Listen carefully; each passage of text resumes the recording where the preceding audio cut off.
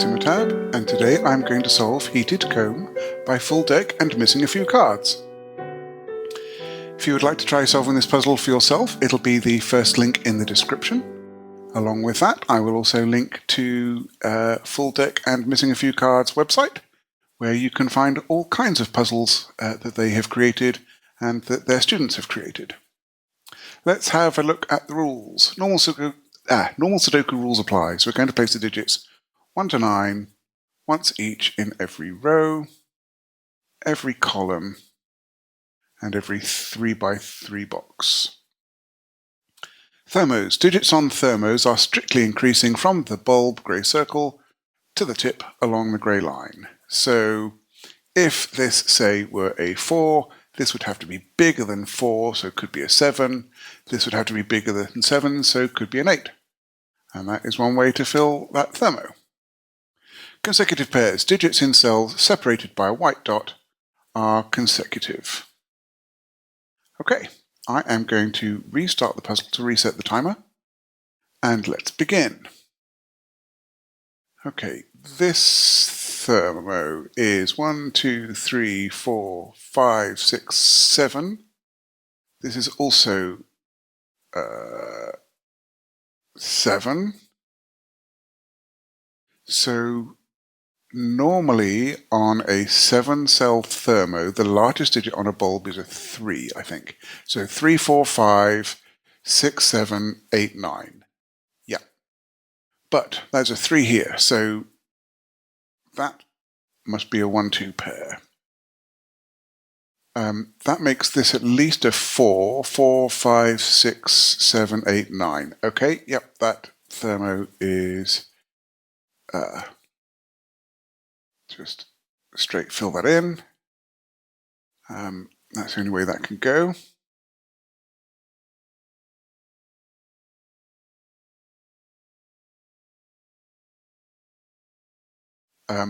That prevents this from being, and this from being 9. So this must be, these max out at 8. So I think I've now got 2 degrees of freedom. Yeah, that's going to be 2 or 3. Normally I'd be able to put a 4 there, but I've got a 4 in the column. So 3, 4, 4, 5, 5, 6, 6, 7, 7, 8. And I can do the same on this thermo. 2 or 3, 3 or 4, 4 or 5, 5 or 6, 6 or 7, 7 or 8.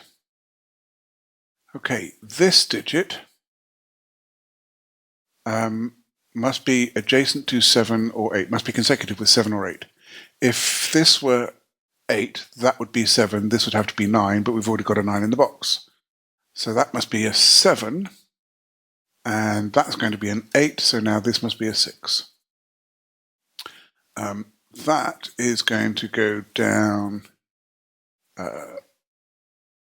4, 3, 2, 1.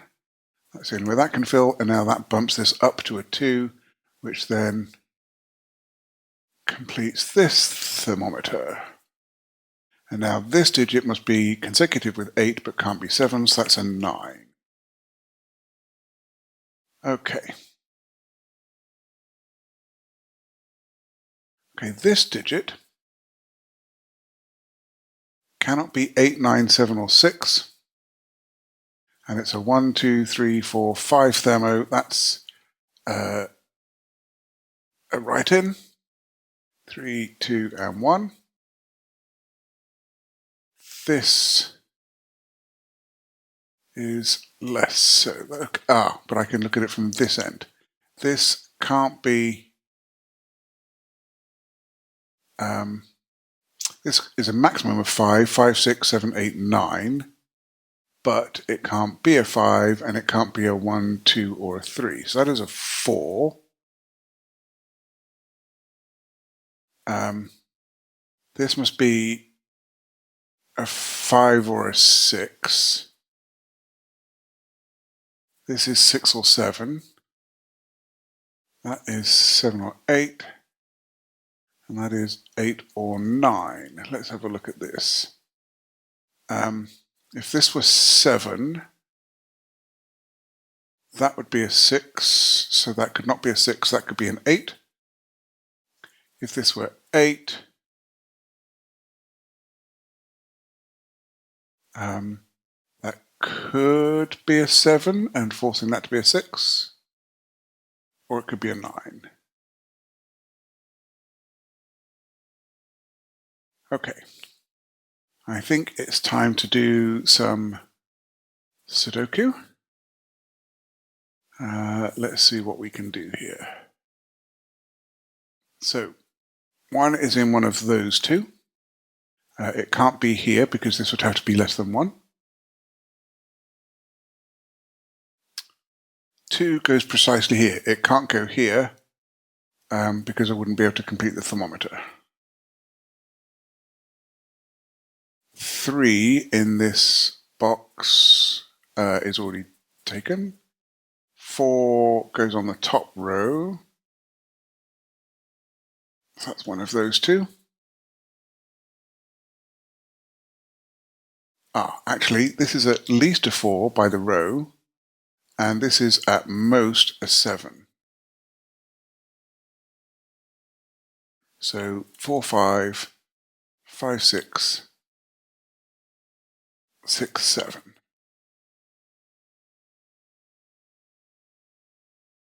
Okay.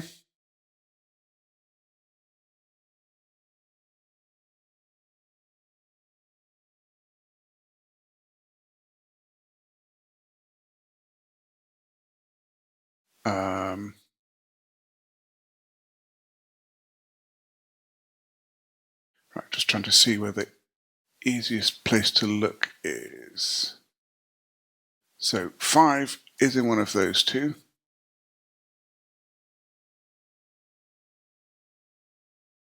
6 is in one of those 3.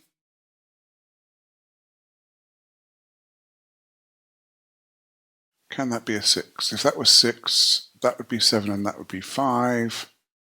And I think that would just be fine.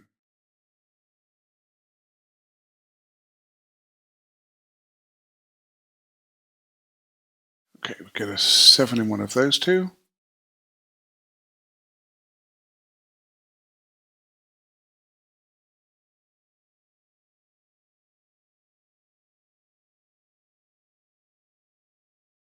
Okay, we have a 2 in one of those 3. We have a 4. Oh, 4 is right here. That can't be a 1, so this thermometer is a write-in. That's very nice.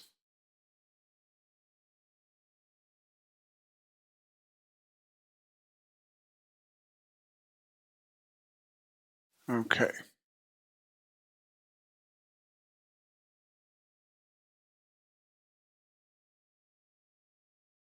One of those two is a 6.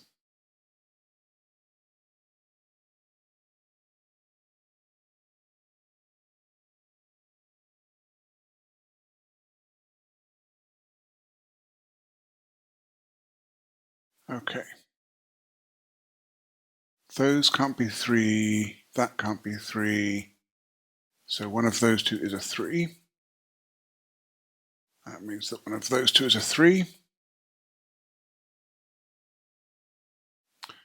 3 can't go there by that 3, and it can't go there because of that 3, so that's a 3.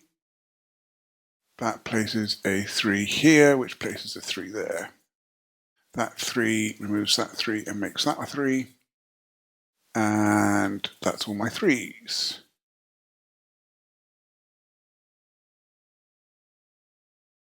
Okay. How are we for 4s? We can place a 4 here. And one of those is a 4, and we have an X-wing on 4s.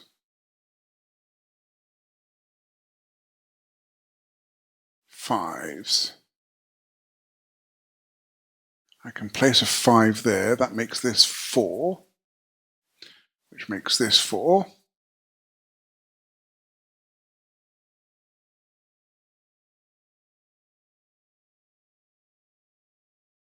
by Sudoku, the 6 is in the columns, make that 6.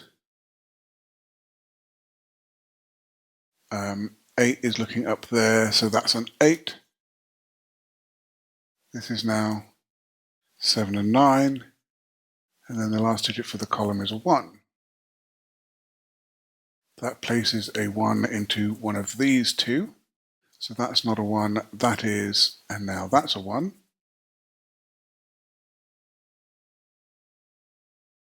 That cannot be 6 or 7, so the other of 6 or 7 in this column goes here. That gives me a 6-7 pair, which makes that 5. This is a 2, and that's 5.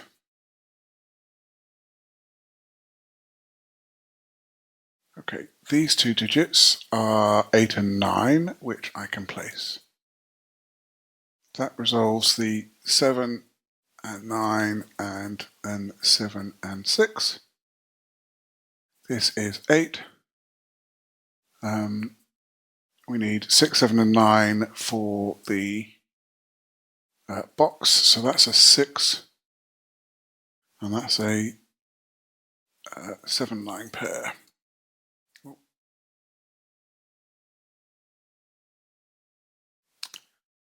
There we go, 7-9 pair. All right, 7 is in one of those two, and it's in one of those two, so in this column, it must go here or here, but it can't go there, so that's a 7. That makes this the 6. If that's 6, that now has to be 5. And then this has to be where the 6 goes in the row.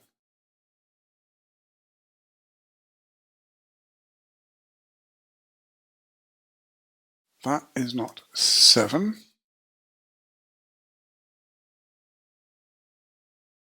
This can only be a 1. These two digits are 9 and 2, which I can place 9 and 2. That 9 looks down here at that 8, forcing that to be a 7, making that 8. This is a 2 by the column and 9 by the box. This here is 9, and I need a 1 and a 5 to finish that box and row. This 9 is looking up, making that 7. That 9, that's 7. This is an 8. So 1 for the row. These two digits are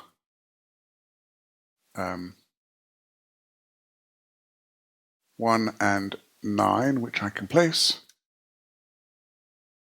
That gives me a 9 here and a 2 here. Nope, I've got a typo somewhere, or an error. That's not a 9. That's a 2, and that is an 8. There we go. Yep. That was a nice, very approachable puzzle. Certainly one that I heartily recommend you try. And also go and check out Full Deck and Missing a Few Cards other puzzles. If you enjoyed this solve, then please hit the like button. If you would like to see more, you can subscribe, and I would love to hear your comments. I'm looking forward to next time. Be seeing you.